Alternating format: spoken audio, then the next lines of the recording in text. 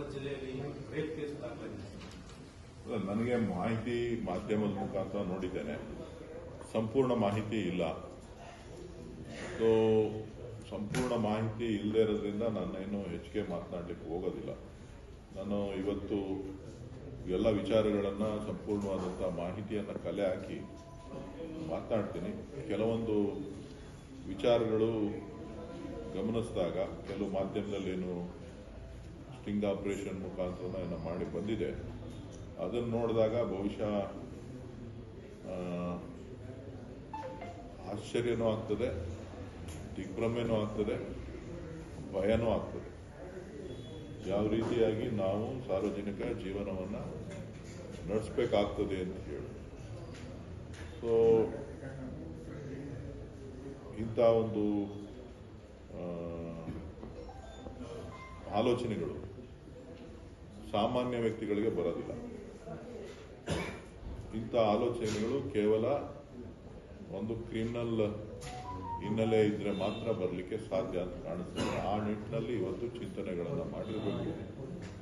ಸರ್ಕಾರ ಇದ್ರ ಬಗ್ಗೆ ಗಂಭೀರವಾಗಿ ಆಲೋಚನೆಯನ್ನ ಮಾಡಬೇಕು ಅಂತೇಳಿ ನಾನು ತಮ್ಮ ಮುಖಾಂತರ ಸರ್ಕಾರವನ್ನು ಮತ್ತು ತಮ್ಮನ್ನು ಕೂಡ ನಾನು ಕೇಳೋದಿಷ್ಟೇ,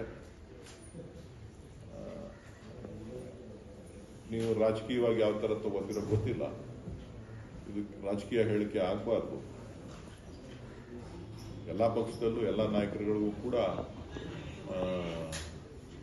ಇಂಥದ್ದೇ ಪರಿಸ್ಥಿತಿಗಳು, ಚಿಂತನೆಗಳು ಶುರು ಆಯಿತು ಅಂತ ಅಂದರೆ ಬಹಳ ಕಷ್ಟ ಆಗುತ್ತೆ. ಸೊ ಅದನ್ನ ಯಾವ ರೀತಿಯಲ್ಲಿ ಆಲೋಚನೆ ಮಾಡಬೇಕು ನಾವು ಅನ್ನೋದು ಕೂಡ ಏನು ನನಗೆ ಅರ್ಥ ಆಯ್ತಾ ಇಲ್ಲ. ಏನು ಒಳಮರ್ಮಗಳು ಏನಿದೆ, ಏನು ಹಿನ್ನೆಲೆ, ನಾನು ಕೂಡ ಇದನ್ನ ಸ್ವಲ್ಪ ಡೀಪ್ ಆಗಿ ಅರ್ಥ ಮಾಡ್ಕೋಬೇಕಾಗಿದೆ. ನಾನೇನಾದ್ರೂ ಕೆಟ್ಟದ್ದನ್ನ ಆ ವ್ಯಕ್ತಿಗೆ ಬಯಸಿದ್ರೆ ಏನಾರ ಚಿಂತನೆ ಮಾಡಲಿ. ನಾವು ಯಾವತ್ತೂ ಅವರಿಗೆ ನನ್ನ ಜೊತೆಲಿರೋವರೆಗೂ ಕೂಡ ನಾನು ಯಾವತ್ತೂ ಕೆಟ್ಟದ್ದನ್ನು ಬಯಸ್ತವನಲ್ಲ, ಒಳ್ಳೆಯದನ್ನ ಬಯಸ್ತವನು. ಒಳ್ಳೆ ದಾರಿನಲ್ಲಿ ಕೆಲಸ ಮಾಡಲಿಕ್ಕೆ ಪ್ರೋತ್ಸಾಹವನ್ನು ಕೊಡ್ತಿದ್ದ. ಅಷ್ಟು ಬಿಟ್ಟರೆ ಉಳಿದಂಥ ವಿಚಾರಗಳೇನು ನಾನು ಯಾವತ್ತೂ ಕೂಡ ಚರ್ಚೆ ಮಾಡಿಲ್ಲ.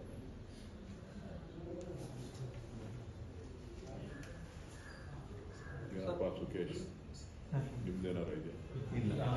ಬಿಜೆಪಿ ನಾಯಕರು ಕೇಳಿದ್ರಲ್ಲ ಸರ್, ಒಕ್ಕಲಿಗ ನಾಯಕರು ಮಾತಾಡಿದ್ರು, ಇದೊಂದು ಕೇವಲ ರಾಜಕೀಯ ದ್ವೇಷಕ್ಕೋಸ್ಕರ ಮಾತ್ರ ಮುದ್ರತ್ನ ಟಾರ್ಗೆಟ್ ಮಾಡಿದ್ದಾರೆ ಅನ್ನೋ ಮಾತನ್ನ ಅಶೋಕ್ ಹೇಳ್ತಾರೆ ಸರ್.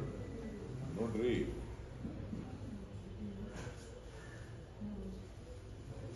ಅವ್ರಿಗೂ ಗೊತ್ತು ಇದು ಮಾತಾಡಿರೋದು ಅವರೇ, ಅವ್ರ ವಾಯ್ಸೇ ಅಂತ ಹೇಳ್ಬಿಟ್ಟು ಕೇವಲ ಕಾಂಗ್ರೆಸ್ ಮೇಲೆ ಗೂಬೆ ಕುಟ್ಟಿಸ್ಬೇಕು ಅನ್ನೋ ದೃಷ್ಟಿನಲ್ಲಿ ಹೇಳ್ತಾರೆ.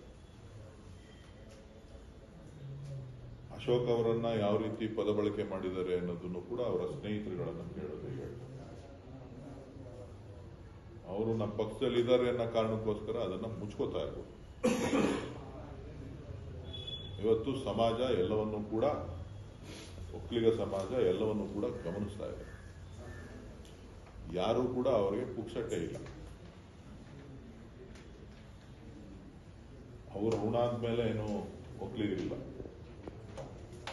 ಒಕ್ಕಲಿಗರ ಋಣದ ಮೇಲೆ ಅವರಿದ್ದಾರೆ.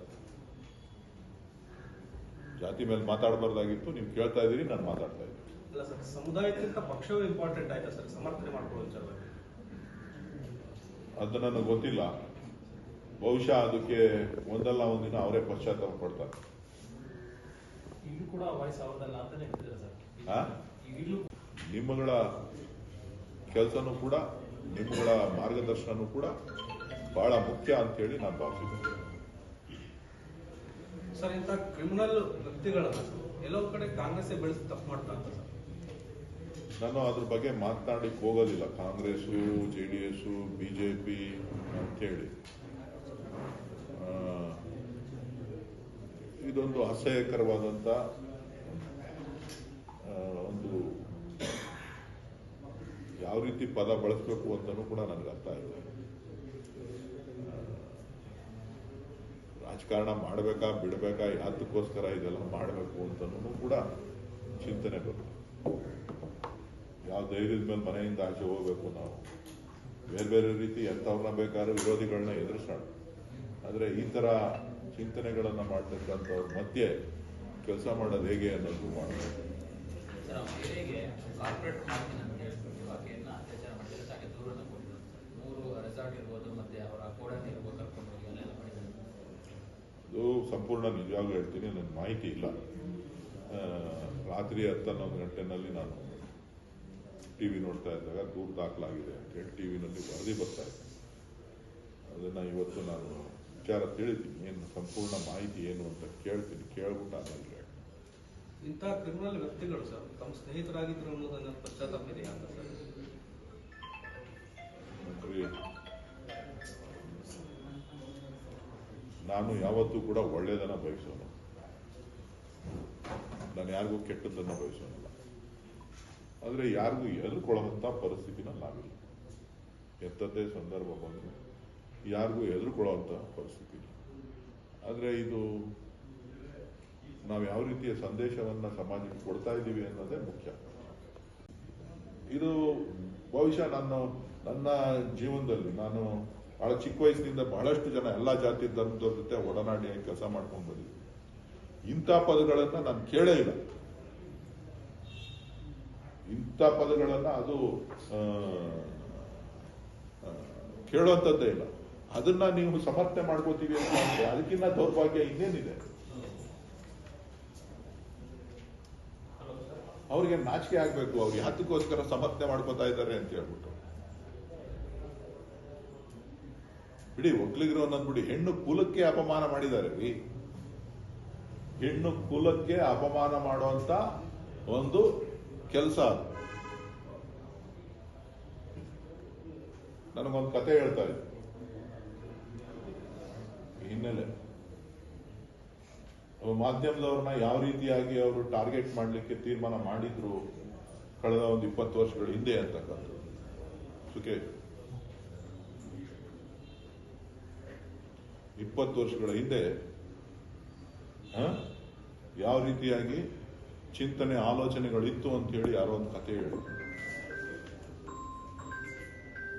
ಬಹುಶಃ ಅವೆಲ್ಲವನ್ನು ಕೂಡ ಅವರು ಮೆಲುಕು ಹಾಕಬೇಕು ಅಂತ ಹೇಳಿ ನಾನು ಭಾವಿಸ್ತೀನಿ. ಸರ್, ಈಗ ಇನ್ನೊಂದು ಸರ್, ಈ ಬಿಜೆಪಿ ನಾಯಕರೇನು ಒಕ್ಕಲಿಗ ಮುನ್ರೆತ್ತವ್ರು ಬೆಂಬಲಿಸ್ತಾ ಇದ್ದಾರೆ ಸರ್, ಅವರ ವಿರುದ್ಧ ಒಂದಷ್ಟು ಸಮುದಾಯದಲ್ಲಿ ಏನಾದ್ರು ನಿರ್ಣಯ ಮಾಡ್ತೀರಾ?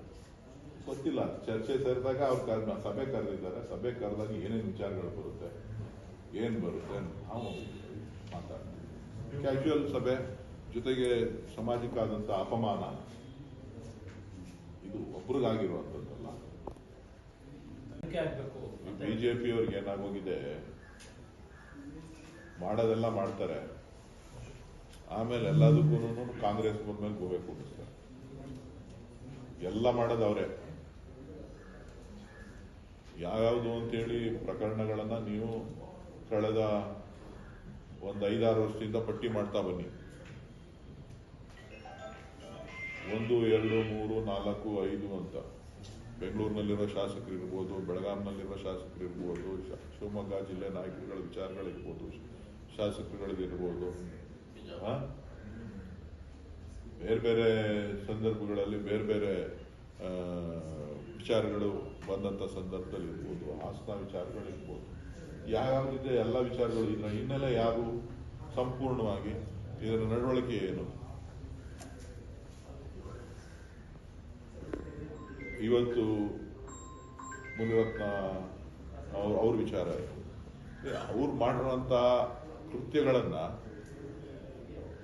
ಕಾಂಗ್ರೆಸ್ ಮೇಲೆ ಗೂಬೆ ಕೂರಿಸುವಂಥದ್ದು ಅವರ ಪ್ರವೃತ್ತಿಯಾಗಿದೆ.